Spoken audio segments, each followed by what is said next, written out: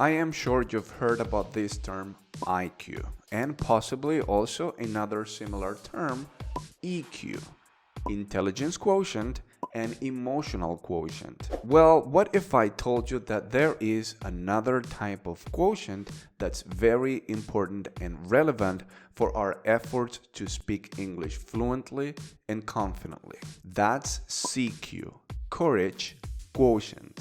You know, as speakers of English as our second language, we face a lot of challenges that push us out of our comfort zone. While there, we have two options. We can take action or we can go back into our comfort zone. There are always two options. We either step forward into growth or we step back into safety. We either embrace courage or we let fear control us. This video is all about courage and of course the other face of it, which is fear. And also this video is a special one because I'm being joined by this fantastic group of English heroes. And I call them that because we meet every week for these super fun English conversation practice sessions called Heroic English. In this video, I am taking a few clips and highlights from a conversation we had the other day, and I'm also going to be adding a few comments and additional thoughts here and there.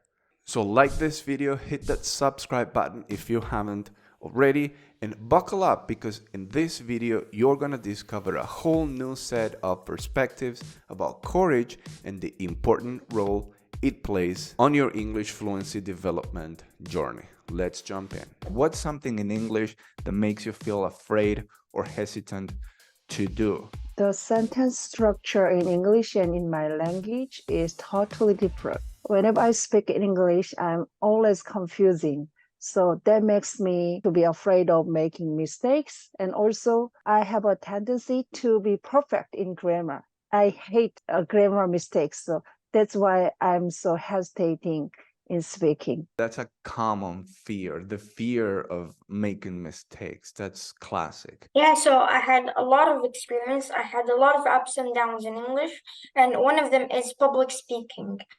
I have been on the stage multiple times, and I remember the first time it was like really horrible. I didn't do very well because when I saw the stage, it was like super scary to me. I hate talking to strangers when I was young, so it was kind of difficult to me. But now it is really easy. I can talk to the public very easily, and I don't get scared as I used to do. All right, so those are two regular awesome English heroes, Ji-hyun from Korea and Ryan from Algeria. What Ji-hyun shared in the first clip about her fears of making mistakes, and I think one of the possible antidotes to that is shifting your mindset from a apologetic and a I'm embarrassed and I'm ashamed because I made a mistake, because I confused his with her, for example,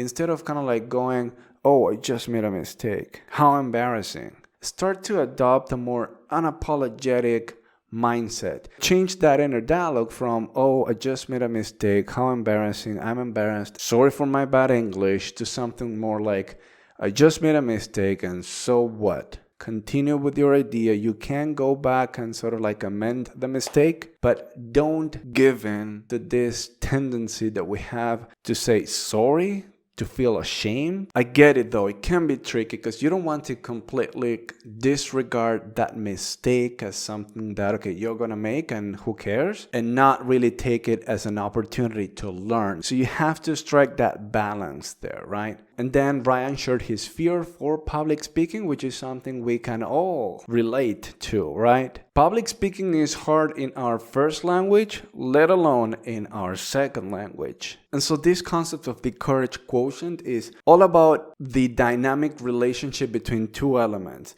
The willingness to do something versus your ability to control your fear. This is your drive, your courage, and this is your fear. Now imagine that these are two levers. If your courage and your willingness to do something is a 10 out of 10, and your ability to control your fear is good, meaning you're going to bring your fear down to a 1, then it's going to be easy for you to take action and do the thing, whatever that thing is. Now, Ryan was talking about his fear of public speaking. And I take that as, okay, Ryan had a good willingness to take action, to speak publicly, and his fear was also high. Say he had an 8 for wanting to take action, his willingness to act, and he had a 6 or a 7 of fear. All you need to do here is just really allow your willingness to act and your courage to win against your fear. Just focus on keeping your fear in check and just boost your willingness to act, and maybe convert that feeling of nervousness to enthusiasm and actually do it.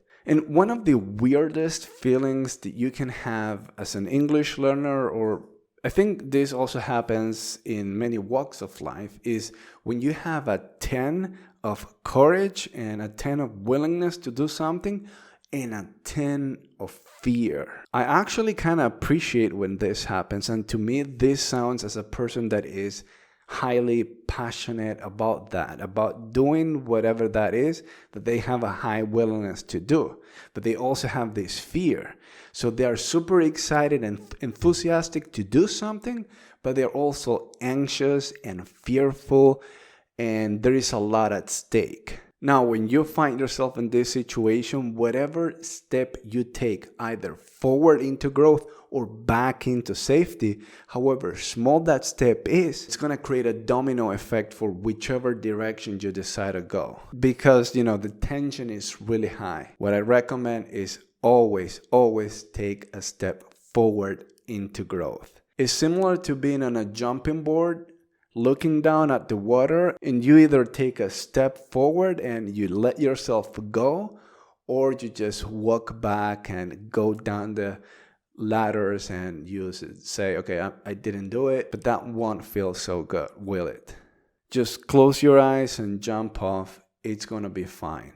Usually I get afraid and I need to talk about something that I never talked before, It's a new topic for me. It's a new subject. And then it's really hard to talk about that because we never use our vocabulary to explain about something new, So that's my challenge. So what Alex is sharing here is also very relatable. We've all been in that situation where we go into the unknown and we start talking about something that we are not so familiar with. It's like there are longer spaces between thoughts and words and phrases, and we lack kind of like that lubrication between words and sound and sentences and phrases.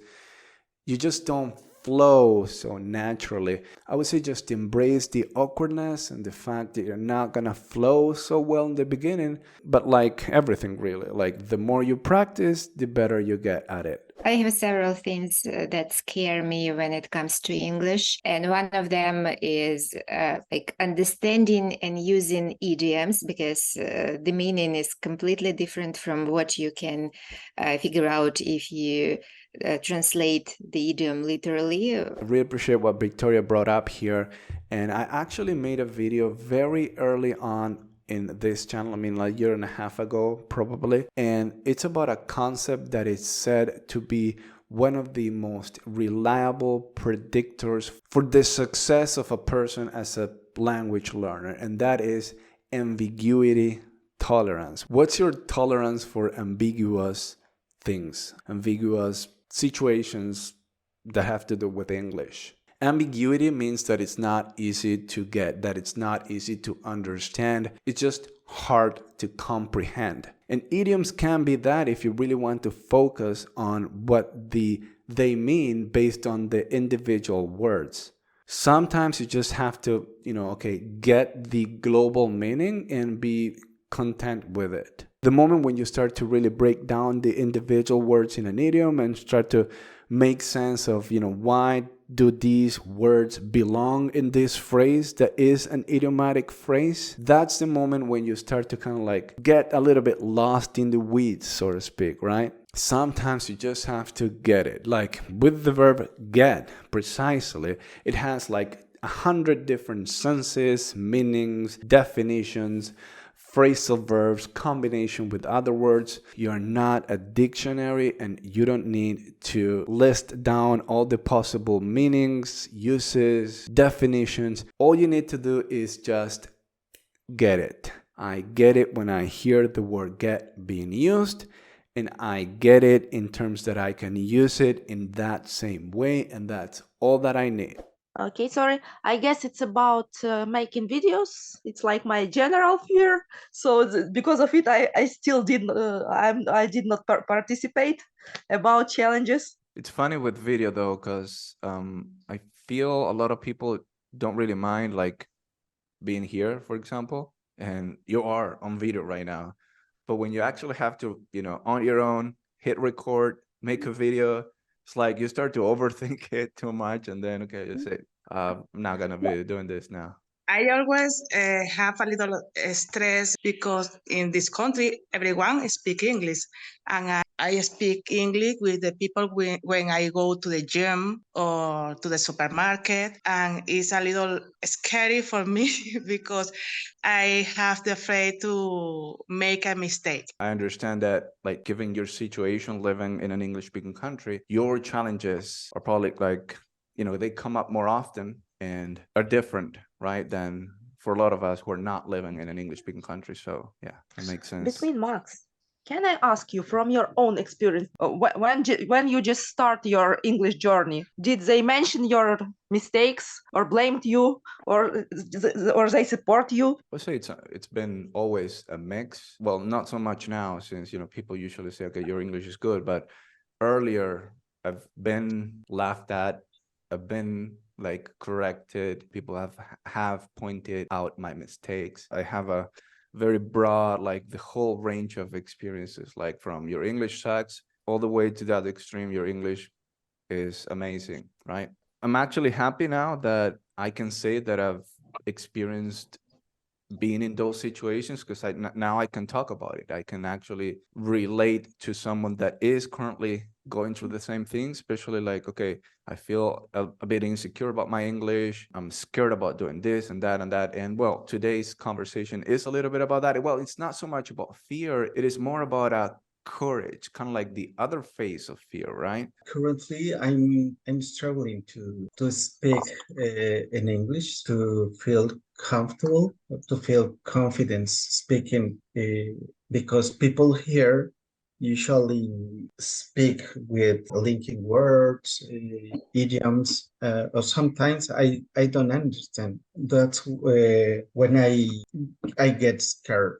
Now, I really, really appreciate what Miguel brought up here, because this allows us to consider the topic of courage in a deeper way, right? Because sometimes it just goes beyond your willingness to do and your fears of doing. Sometimes we have to consider what your skill set is. Because if your skill set, your ability to produce English, your ability to understand English, and your understanding of the mechanics of the language is low, it doesn't matter if you have courage or not, you're not gonna be able to perform well.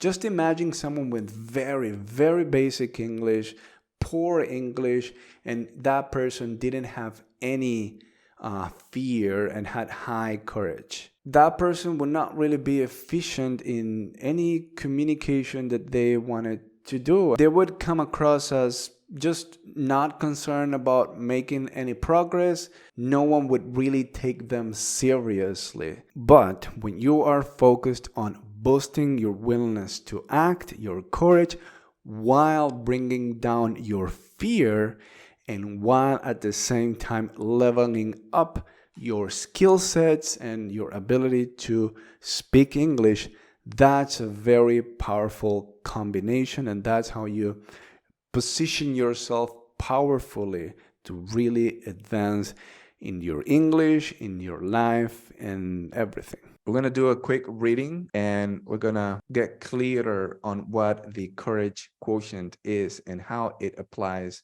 to what we do as English learners. So this is a reading passage from the book, The Courage Quotient, and it's about the science of courage. The definition of courage is the heart of the courage quotient. Courage contains two primary internal elements: the willingness to act and the ability to control fear. To have these two parameters, let's say, if your willingness to act is 10 and you can drive your fear down to 1, you'd have a courage quotient of 10. If, on the other hand, your willingness to act was 1 and your fear was a 10, you'd have a courage quotient of 1 out of 10, or like 1/10 of, courage quotient. Impressions, first reactions to the learnings. And what impresses me that the value of those two criteria is different. Yeah.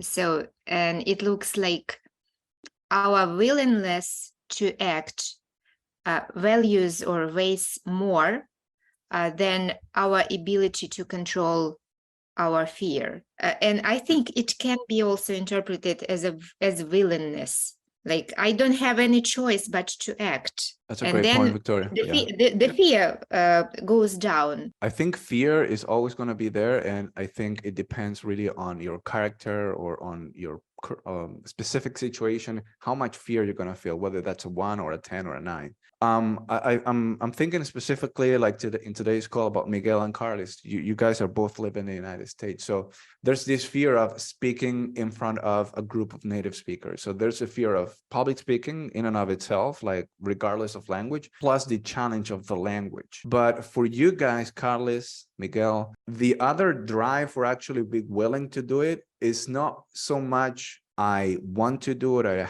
or I choose to do it. It is also I have to do it. I mean, your drive, I don't know where that could be. It depends on you. Like, okay, I have to speak English in front of a group of native speakers. Am I going to be trying to hide myself, or am I going to actually, raise my hand and speak up and, share my perspective on something, despite the fear being high? That's when you actually show courage. I'm always with a bit of fear to speak English. Always. When I talk to strangers, whatever situation, I'm always with a little fear of speaking English, But even so, because of my ability to speak, everything that I've learned, that I'm aware about, I try to put into practice. And that helped me to overcome the fear of speaking English. The more we learn about something, the more ability we develop doing something, less fear we have. Absolutely. And courage precedes confidence. And there's this quote that I often refer to: the actions of confidence come first, the feelings of confidence come later. So in order for you to get to the actions of confidence, you need to show courage. You need to boost your courage and drive down your fear.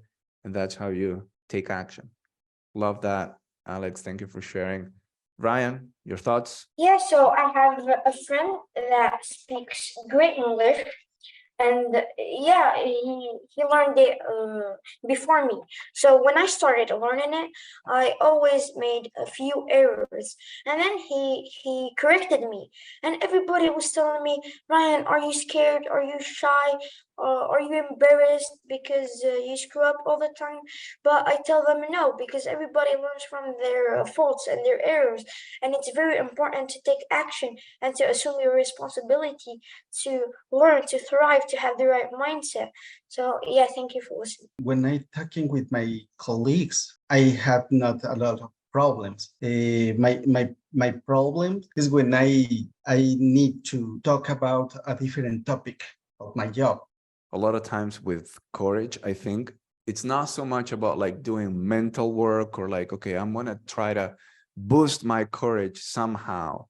And, just trying to convince yourself, okay, I'm courageous and I can do this. Sometimes it's more of a practical thing, in my opinion. Like, do I have the tools to be able to perform in this particular situation? And also the tools of connecting speech, for example, they link their words, they reduce words, they speak faster and stuff like that. So the best way to overcome fear is to take action. Once we take action, the fear goes away and the shifting the mode from fear to doing something. The more knowledge and experience you have doing something, more confidence you have to face it, right? So that's my answer. I related to when you're learning how to ride a bike as a kid. You're going to feel fear, and it's justified because, you know, there is a 90% chance that you're going to fall and you're going to get hurt. But as you start doing that more and more, that 90% of certainty you're going to fall is going to go down to maybe 1%. And the fear is going to be so low because, you know, it's unjustified that you're constantly going to feel fear. You're going to be scared for something that is only 1% chance it's going to happen. I might be scared because I don't really understand the topic that I'm going to be presenting so much. What is that telling me? How can I actually find that feeling of fear helpful? Well, it's going to indicate that I need to learn more about what I want to talk about, right? If I just go in there without having much knowledge about that, then I'm not going to be courageous. I'm going to be more of like irresponsible or careless. So that was a great conversation. Thank you to all the English heroes that came today and that have been coming to the Heroic English Meetups. You've helped me, particularly today, co-create this video, and better conversations are still to come. Like next week, we are gonna discuss the unique set of strengths that each one of us have and how that can help us empower us on our fluency journey. If you'd like to join us next week or whenever, go to heroicenglish.com, sign up there, it's free, and let's do this. So now I'll take a moment to kind of like outline the basic ideas and takeaways from this video. So this fantastic group of English heroes, they shared about their fears, and I want you to take a moment and what are your top 5 fears that you have when it comes to speaking English and living your English fully. Now consider that together with your willingness to actually take action despite of these fears. Can this willingness to take action outshine your fear, and can you control these fears? Think about that, and also think that courage precedes confidence. If you want to speak English confidently, you need to first take courageous action. Go ahead and boost that willingness to act, because as the saying goes, where there's a will, there's a way. If you like this video, give it a thumbs up and subscribe to the channel. Now I'm going to share here a playlist with the 2 videos that I mentioned in this video and a few others that I think you will appreciate. Thank you for watching, and I'll see you there. Take care.